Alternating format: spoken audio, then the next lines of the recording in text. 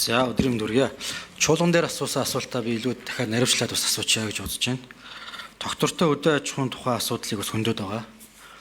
Энэ хөдөө аж ахуйн салбарын дотоодын бүтээгдэхүүнд эзэлж байгаа хувь хэмжээ тухайн жилийн зуудын болон нөхцөл байдлаас хамаарч ингээд маш өндөр хэлбэлцтэй байгаа даа.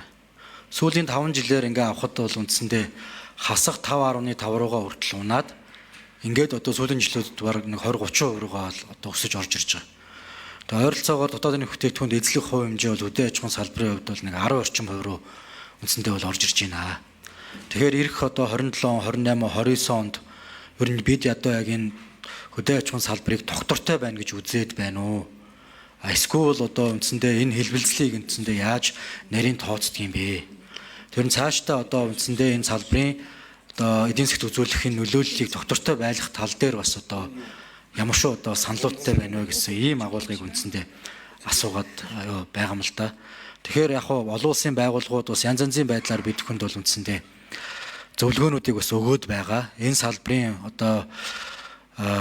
оруулж байгаа хөрөнгө оруулалтууд бол үндсэндээ энэ доктортой хөдөө аж ахуй руу чиглэсэн, бие даасан энэ мал аж ахуй, газар тариалангийн салбарыг бий болгох руу үндсэндээ зорьсон ийм салбар байх ёстой гэдэг байдлыг бол зөвлөд байгаамаа. Тэгэхээр энэ дотоодын бүтээгдэхүүнд үндсэндээ үзүүлж байгаа энэ салбарын хувь хэмжээг өсгөх гэхээс илүүтэй байгаа байдлын тэнцвэртэй авч явах гэдэг асуудал бол бидний хувьд том сорилт бас болж байна. Тэгэхээр энэ дээр яаж ер нь тооцдгийг, зуудын эрсдлийг бас яаж наривчилж тооцдгийг эсвэл тэр үндсэндээ тооцооллыг нарийн би асуусанд бас хариултаа бас бүрээ авч чадаагүй. Энийг дахиад тодруулъя.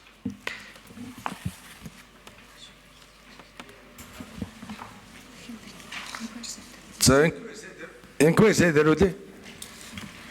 За агуулга гишүүний асуултанд хариулъя. За хөдөө аж ахуйн хөнгөн үйлдвэрлэл бол манай тэргүүлэх гол чиглэл сүүлийн жилүүд үзүүлсэн эдийн засгийн өсөлт бол энэ салбар чиглэсэн бодлогын доктортой арга хэмжээний үр дүнд Атрын 4-р хүнсний хувьсгал цагаан алт хөтөлбөрийн үр дүнд салбар дахь ажлын байр нэмэгдсэн. Тухайлбал 38 мянган ажлын байр шинээр бий болоод аж ахуйн нэгжүүдийн эрчимжилт эрс ахис гарсан. За өмнө бол хөдөө аж ахуйн салбар өвлжилтийн байдал, төлөв авалт, ганц зуудын эрсдэлтэй холбоотой савлгаатай байсан бол харьцангуй докторчин. Нэг талдаа мал аж ахуйн гарлаа түүхийдээ экспортыг нэлээд урамшуулсан бодлогод явсан. Үүнтэй холбоотойгоор гол төлөх мал авч үлдээд бусад малыг эдийн засгийн эргэлтэнд оруулдаг. За нөгөө талдаа Атрын 4-р аяны хүрээнд 200 мянган га талбай газар тариаланд эргэлтэнд шинээр нэмэгдэж байгаа. Энэ маань өөрөө тэжээлийн бааз, тэжээлийн таримлыг эрс нэмэгдүүлж байгаа. Тэжээлийн аж ахуйнууд, тэжээлийн үйлдвэрүүд ихээр бий болж байна. Нөгөө талдаа уламжлалт мал аж ахуйгаа эрсдлээс хамгаалахад энэ таримл тэжээл их чухал гэдгийг бол хаана ойлгож малчид үлдэр тэжээл тарих сонирхолтой болсон. Энийгээ дагаад сүүлийн жилүүдэд анзаарсан бол том малын зүү бүс хорогдол эрс багасаад. Өмнө саяараа хорогддог бол тийм тоогүй болж байна. Үндсэндээ намар бүгдийг эргэлтэнд хэрэгцээлээд эргэлтэнд эдийн засгийн эргэлтэнд оруулж чадж байна. Яг төлөх малаа аваад сайн тэжээгээд онд оруулаад төлөө бүтэн авчиж байгаа. Ийм хандлагыг сайн хандлага руу явж байгаа болохоор байгалаас хамааралтай энэ хамаарал руу эрс багаснаа. Цаашдаа энэ нь өөрөө энд мал аж ахуй дээр суурилсан, газар тариалан дээр суурилсан энэ доктортой хүнс хөнгөн үйлдвэрлэлийн хөгжлийг доктортой байхад энэ маань өөрөө шууд нөлөөлж эхэлнэ. За нөгөө талаар хөдөө аж ахуйн гаралтай түүхийдээ экспортыг дэмжих томоохон бодлого арга хэмжээ явж байгаа. Та мэдж байгаа Евразийн эдийн засгийн холбоотой гэрээ 7 сарын эхний 2-7 хоног гэхэд хэрэгжиж эхэлнэ. За энэ хүрээнд манай хөдөө аж ахуйн гаралтай 360 гаруй нэр төрлийн бараа экспортлох боломж бүрдэж байгаа. За энэ бол нэлээд бас салбарын хөгжлийг доктортой хангахад их чухал үр гүйцэтгэх нь. За бидний гол зорилт бол уулуурхаагаас хэд хамааралтай эдийн засгийг олон тулгуурт болгох. Тэр бодлогын тэргүүлэх чиглэлийн нэг нь хөдөө аж ахуйн хөнгөн үйлдвэрлэл. За мөн аялал жуулчлал үйлчлэгийн салбарыг бол онцгой анхаарж байгаа. За тэгээ энэ бодлогын хүрээнд бол хөдөө аж ахуйн салбарын доктортой байх энэ зорилт бол хангагдаж эхэлнэ л гэж хэлхээ хүсэж байна. За боловсролын дарга нэмээд салбарын бодлогуудаа нэмээд хэлж байгаа. За боловсролын дарга нэмж хариулъя.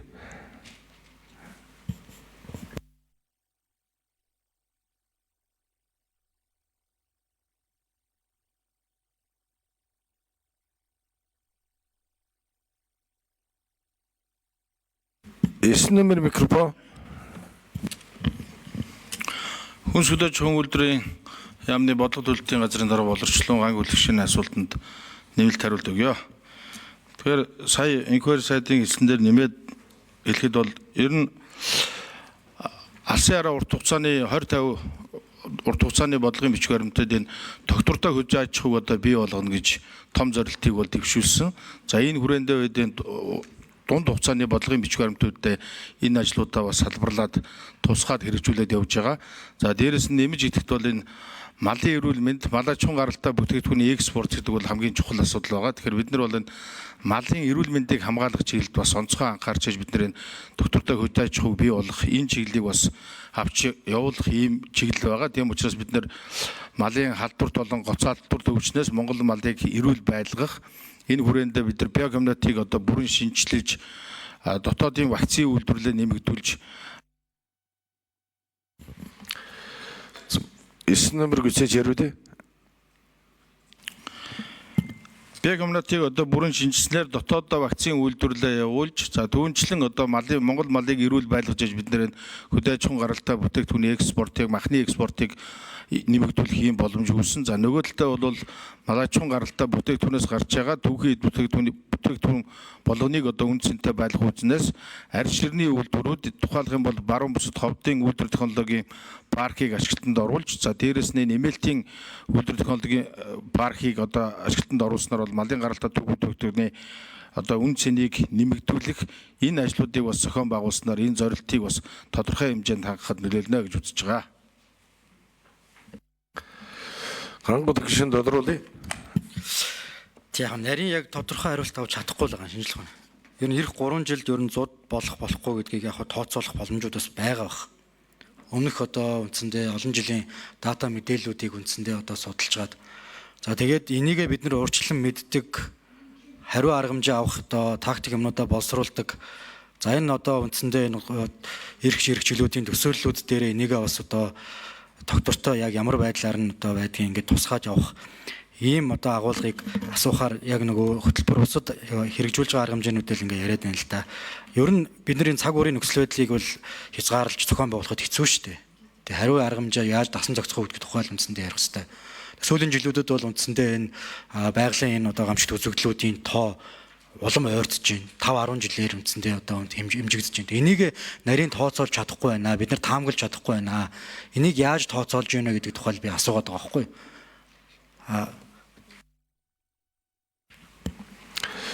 Магадгүй гишүүн 1 минут. Тэгжээж бидний энэ гаргаж байгаа энэ төсөөллийн тоо утга юмнууд бол нарийн гарнаа. Бид нар дотоодын бүтээгдэхүүний 10 орчим хувийг доктортой байх уугүй гэдэг тухай яриад байгаа. Бусад салбарууд нь нөхөх үү яах уу гэдэг тухай биш. Тэгэхээр энийг хадгалах чиглэлийн ийм нарийн тооцоол юмнууд дээр ажлын хэсэг нь яаж ажилдгийг, олон улсын ийм судалгаа юмнууд дээр бас одоо үнэлж юмнууд гаргадаг юм уу гэдэг ийм тооцооллын тухай би асуугаад байгаамаа. За хариу арга хэмжээтэй холбогдлолтой асуудлыг би дараагийн хилцүүлэг дээр би бол үндсэндээ бол бас яринаа. Энэ малчтыг зуудын эрсдлээс хамгаалах 1100 гэдэг хөтөлбөрийг бүр 2 гаруй өргөө дэмжих хэрэгтэй. Боловсролын дарга энэ тухай мэдээллийг та бүр сайхан дэлгэрүүлээд өгөх хэрэгтэй. Энэ бол бидний одоо үндсэндээ авч болох одоо арга хэмжээнүүд байгаа. Хэдхэн жилийн өмнөх бид нар зуднаар 8-9 саяар нэг дор бид нар малаа алдсан шүү дээ. Тэгээ энэ одоо мал одоо үндсэндээ хэн нэгний мал өгөхөд байгаа биш. Монголын эдийн засгт оруулах хэрэгтэй байсан хөрөнгө оруулалт тэр чигтээ унаад байгаа ийм л асуудал. Тэгэхээр энийг яаж тооцоолдог болох юм бэ? Энийг яаж 5 номер инквайри даруйлъя. Монгол орны жилийн дундаж агаарын температур сүүлийн 85 жилийн хугацаанд 2.5 Цельс хэмээр дулаараад байгаа. За сүүлийн 60 жилийн дата байгаа. Ганц удын давтамж. За эндээс сүгэлт хийгээд юу харагдаж байгааг бол цаашдаа байгалийн энэ эрсдэл ганц удын давтамж ойртож байгаа, нэмэгдэж байгаа, хохирол цар хүрээ нэмэгдэж байгаа. За энийг даван туулах гол бодлого бол нөгөө үндэсний сөрөг тесрэлэх чадах. Тэр хүрээнд бид нар энэ уламжлалт мал аж ахуйгаа энэ байгаль цаг уурын өөрчлөлтөнд дасан зохицох даван гарах. Яад өөрчлөх вэ гэж. Нэгдүгээр тэжээл. Дөрөв нэрдэг тэжээлийн тармил тэжээлэд ургамлын тариалгад халбаагаа нэмэгдүүлэх. За тэгээ ялангуяа малын одоо хашаа сарвч худаг ус бэлчээр ашиглалтын асуудлууд гэдэг олон зүйл. Нөгөө талаасаа экспорт зах зээлийн гаргаж өгөх.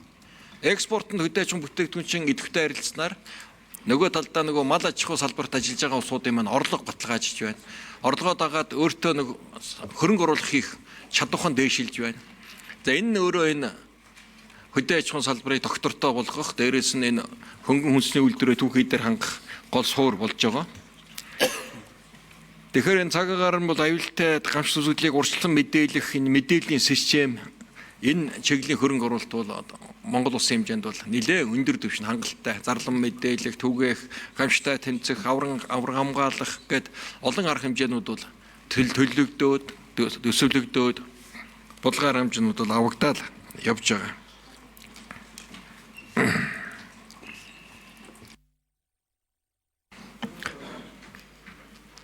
За 9 нэмэр боловсрол нар хариулъя. Нэмж хариулъя. Тэгэхээр ер нь бол бид нар энэ эрсдлийг одоо даван туулахад олон арга хэмжээ байгаагаас хамгийн түрүүн энэ хичээл тарилтан дээр онцгой анхаарч энэ жилийн тухайд гэх юм бол 17 аймгийн 23 суманд яг нэг сумын нэг багт 100 гагаар ихсэн нутагтаа эзэн 1100 гэсэн ийм төслийг бол хэрэгжүүлж эхэлж байгаа.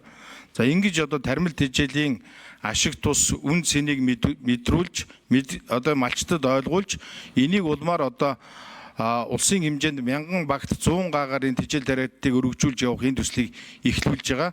За энэ төслийг бол энэ жилийн тухайд амжилттай эхлүүлснээр энэ цаашдаа бид нар энэ эрсдлийг даван туулах, сөрөн төсвөрлөх энэ боломжийг тодорхой хэмжээнд бүрдүүлнэ гэж харж байгаа. Тийм учраас энэ төслээ бас одоо ингээд эхлүүлэхээр бэлтгэл ажлаа хангаад явж байна гэдгийг хэлье.